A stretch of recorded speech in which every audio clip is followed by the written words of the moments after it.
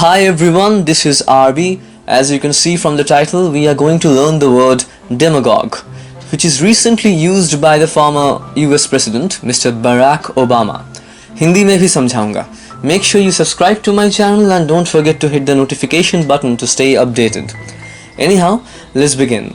While addressing a gathering, Mr. Obama says, and I quote, "Demagogues promise simple fixes to complex problems." Demagogues जटिल समस्याओं के लिए सरल समाधान का वादा करते हैं. But who is a demagogue and what does a demagogue do? A demagogue is a public speaker who tries to win support by taking advantage of the passions, frustrations, emotions of the ordinary people instead of using logic and rationality. This could be a political leader as well.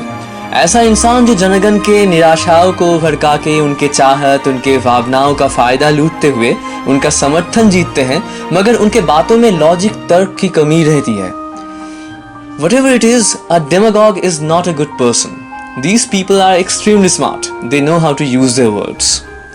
Anyhow, there is no reason why I should prolong this lesson any further.